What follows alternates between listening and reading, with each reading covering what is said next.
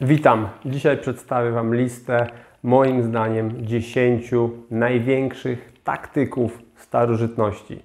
Wybrałem takich dowódców, którzy potrafili, moim zdaniem, najlepiej dowodzić oddziałami, które mieli i często, mając znacznie mniejszą ilość żołnierzy, pokonywali znacznie silniejszego przeciwnika i to nie raz, ale wielokrotnie na przestrzeni swojego życia.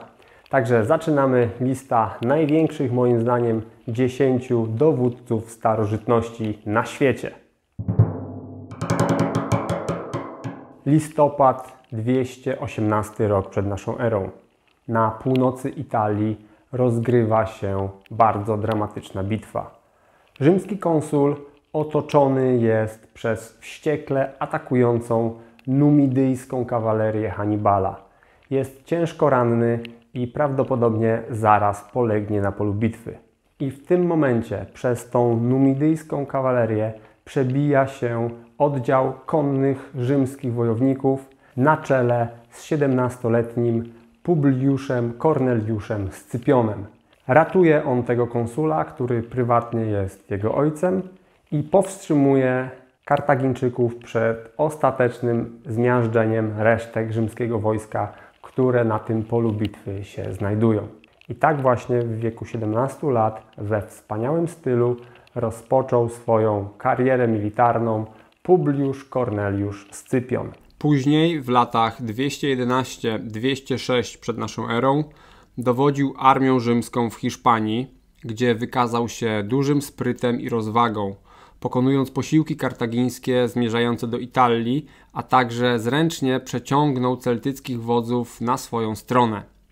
Jednak jego koronnym wyczynem, dzięki któremu zdobył przydomek Scypiona Afrykańskiego, to była bitwa pod Zamą w 202 roku przed naszą erą. Mając mniejsze wojska, pokonał 80 słoni bojowych i 50 tysięcy żołnierzy Hannibala i zapewnił Rzymowi dominującą pozycję w basenie Morza Śródziemnego.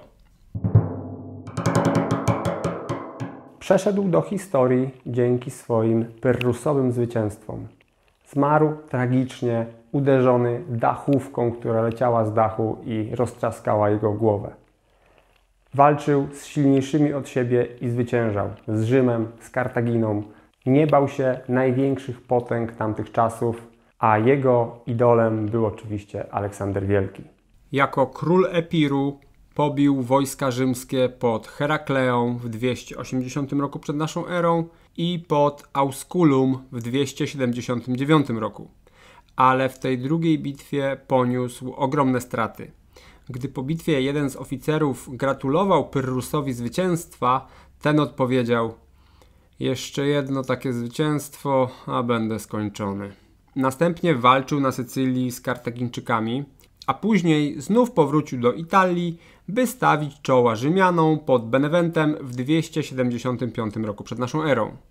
Dziś znamy historię, to co się wydarzyło później i wiemy, że tak naprawdę Pyrrhus znajdował się pomiędzy młotem a kowadłem, bo walczył z potęgami, które pół wieku później złapią się za barki w II wojnie punickiej, która ustawi pozycję Rzymu w świecie na najbliższe stulecia.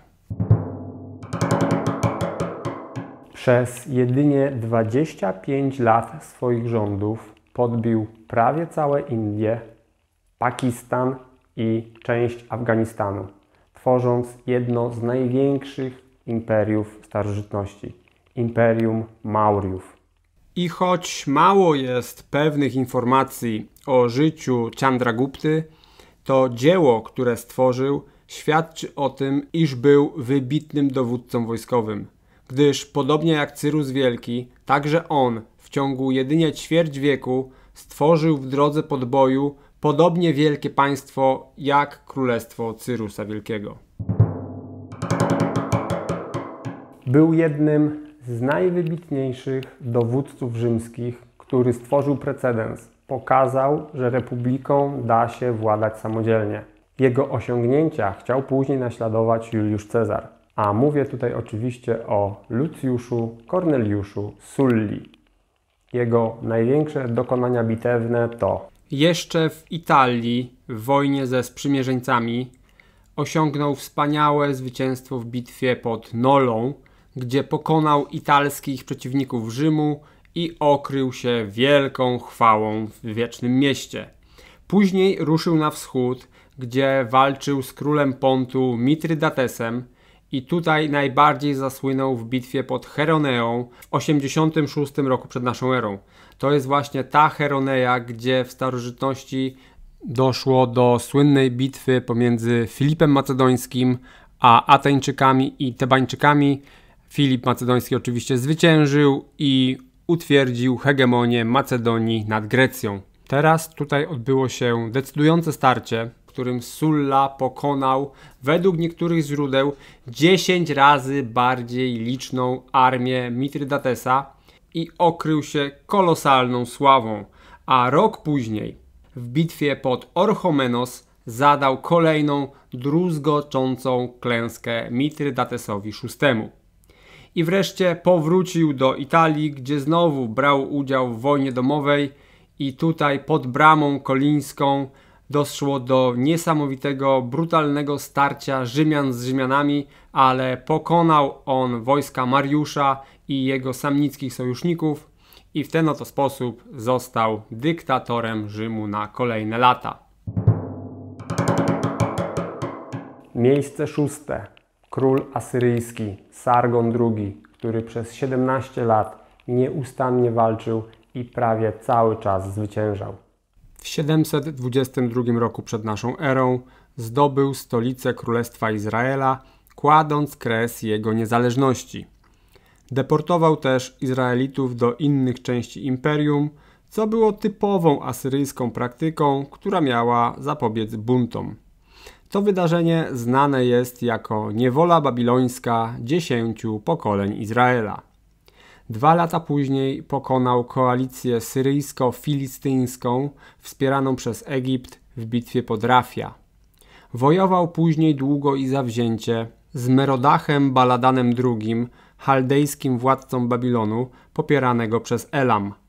Wreszcie w 710 roku zdobył najważniejsze miasto starożytności i sam stał się królem Babilonu.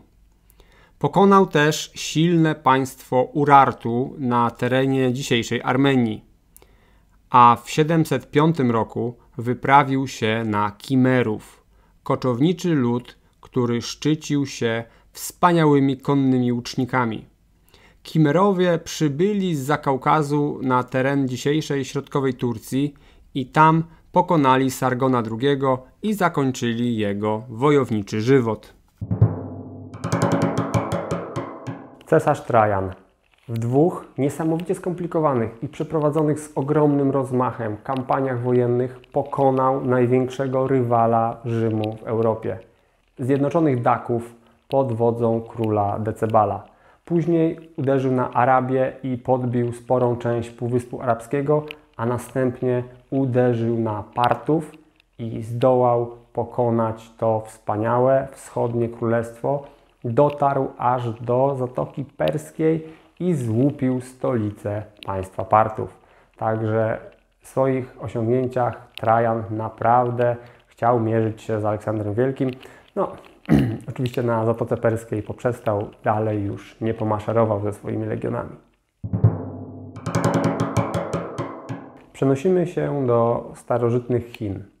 Tam król Wu chciał zatrudnić nowego generała. Zaprosił go na swój dwór i zapytał, czy potrafisz stworzyć armię z dowolnych ludzi, których dam ci pod twoją komendę? Generał skromnie odpowiedział, tak królu, potrafię stworzyć armię z dowolnych ludzi, jakich dasz mi pod swoją komendę. Król myślał, że przechytrzy skromnego generała i dał mu pod komendę 100 swoich nałożnic. Powiedział, proszę bardzo, zrób z nich armię. Generał pokłonił się skromnie i powiedział, tak królu, zrobię z nich armię. Wziął te nałożnice na plac treningowy i powiedział, wy dwie, które jesteście ulubionymi nałożnicami króla, będziecie moimi oficerami. Wam będą podlegać pozostałe. I teraz ja wam wydam rozkaz, a wy go wykonacie. To znaczy, kiedy uderzę w bębenek raz, obracacie się w prawo. Kiedy 2 razy, obracacie się w lewo. Czy to jest dla Was zrozumiałe? Nałożnice kiwnęły, że tak. Następnie generał uderzył w bębenek raz, a nałożnice parsknęły wszystkie śmiechem. Generał powtórzył swój rozkaz, zapytał ponownie, czy jest to wszystko zrozumiałe i przystąpił do treningu nadal. Uderzył w bębenek raz, nałożnice znowu parsknęły śmiechem. Po czym rozkazał ściąć te 2, które wyznaczył jako oficerów. A następnie wszystkie nałożnice już bez żadnego problemu wykonywały rozkazy tego generała. Kiedy zobaczył to król, był z jednej strony wściekły, było mu bardzo smutno, ale też cieszył się, że znalazł generała, który jest w stanie wyszkolić praktycznie każdego. I tym generałem oczywiście był Sun Tzu. Człowiek, który pozostawił po sobie wspaniałą księgę, która do dzisiaj jest bardzo aktualna i która jest naprawdę chyba najlepszym podręcznikiem, jak prowadzić wojnę, która powstała w całych dziejach ludzkości, bardzo wojowniczej ludzkości. Także Sun Tzu tutaj miejsce 4, bardzo wysokie i przechodzimy do finałowej trójki. Miejsce 3. Na miejscu 3 jest człowiek, który stworzył największe imperium, jakie do jego czasów istniało na Ziemi. Nie wiemy zbyt dużo na temat szczegółów jego taktyki bitewnej, dlatego może byłby on nawet na miejscu 1, a mowa tutaj jest o Cyrusie Wielkim, królu, założycielu Imperium Perskiego, który całe swoje życie walczył i zdobywał terytoria i zmarł też śmiercią wspaniałą, ponieważ walcząc daleko na północy z Scytami, a tam wojownicza królowa Tomiris pokonała go i zcięła jego głowę. Także Cyrus Wielki stracił głowę dla kobiety, można by tak powiedzieć. To, że ostatecznie przegrał, prawdopodobnie powoduje, że jest na miejscu 2. Hannibal. Człowiek, który mając dosyć ograniczone środki, był w stanie raz po raz pokonywać znacznie większe armie rzymskie. A to, czego dokonał pod Kannami, to jest klasyka sztuki wojennej wszechczasów. Także Hannibal, zasłużone miejsce 2 na liście najważniejszych taktyków starożytności i miejsce 1. Oczywiście nikt inny jak tylko Aleksander Wielki. Człowiek, który był bogiem wojny, zachowywał się jak bóg wojny i dokonywał rzeczy godnych boga wojny. Kiedy ten 17-latek wyruszał z Grecji na podbój największego imperium, jakie istniało na ziemi, ludzie stukali się w głowę, co ten chłopak sobie myśli. Tymczasem w przeciągu dosłownie 10 lat podbił największy kraj, jaki istniał na świecie, został panem Azji i marzył o dalszych podbojach. Kiedy skończył podbój Persji, Zobaczył, że dalej są Indie. Poszedł tam ze swoimi żołnierzami i w tych bardzo ciężkich warunkach, w tych wilgotnych, monsunowych deszczach, w tych wielkich indyjskich zaroślach walczył tam ze słoniami bojowymi i pokonał również tego przeciwnika. Niestety, mając 33 lata, zmarł, a wiemy, że planował dalsze podboje. Prawdopodobnie chciał podbić Arabię, później Kartaginę, Rzym i do 40 na pewno by mu się to udało. A gdyby Aleksander Wielki po podboju Rzymu, Kartaginy dowiedział się, że istnieją dalej na wschodzie Chiny, myślę, że nie zrobiłby nic innego, jak zebrał swoją armię i podbił również Chiny. I to byłoby zupełnie niesamowite. Losy świata zmieniłyby się kolosalnie. Aleksander Wielki, gdyby żył do 60, moim zdaniem stworzyłby imperium sięgające od Hiszpanii po Koreę. No ale tak się nie stało niestety. Możecie zapytać mnie, dlaczego na tej liście nie ma Juliusza Cezara. Juliusz Cezar, moim zdaniem, co najwyżej dobry dowódca, który utopił Galię w morzu krwi, który 8 lat mozolił się z pokonaniem podzielonych między sobą, rozbitych na drobne plemiona Galów. Zobaczcie, Trajan pokonał zjednoczonych Daków, którzy byli potężnym zagrożeniem dla Rzymu. Juliusz Cezar, mając potężną armię sięgającą 60 000 legionistów, męczył się 8 lat z pokonaniem podzielonych pomiędzy siebie Galów. Nawet nie potrafił zdobyć takiej Gergowii, galijskiej fortecy na wzgórzu. Aleksander Wielki podszedł pod Tyr, miasto, które miało potężne mury i stało na Morzu Śródziemnym. Tyr powiedział Aleksandrowi: człowieku, ty nas nigdy nie zdobędziesz, nasze mury są nie do zdobycia. Aleksander powiedział: poczekajcie. Zbudował wielką groblę i zdobył nawet Tyr. Więc Cezar nie ma w ogóle szans tutaj mierzyć się na miano jakiegoś największego taktyka starożytności. Wyobraźcie sobie chirurga, który robi precyzyjne cięcie, wycina co ma wyciąć, robi piękne zaszycie, 15 minut jest po sprawie. A teraz wyobraźcie sobie takiego chirurga, który robi cięcie, mozoli się, tryska krew, ocieka mu po twarzy, całe ściany są zabryzgane tą krwią i po 2 godzinach takiej męczarni pacjent ledwo przeżywa, chirurg jest wykończony, a operacja się co prawda udała, ale jest wielką rzeźnią. Tylko że ten drugi chirurg pisze o tym wszystkim wspaniały pamiętnik, w którym to opisuje swoje bohaterstwo, jak to 2 godziny męczył się z tą operacją, jak pełno krwi ściekało mu po twarzy, kiedy on leczył tego pacjenta.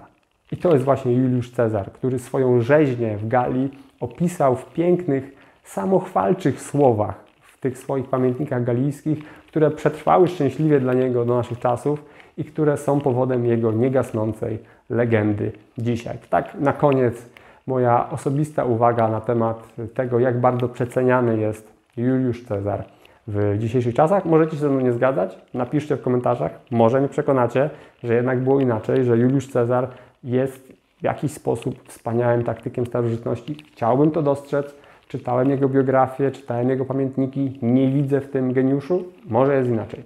Słucham Waszych komentarzy i słucham też tego. Chciałbym też wiedzieć, czy uważacie, że kogoś bardzo istotnego w tej liście 10 najważniejszych taktyków pominąłem? Jeżeli tak, piszcie, może będzie errata, sprostowanie, jeżeli jest tam rzeczywiście ktoś, kto umknął mojej uwadze w jakiś sposób.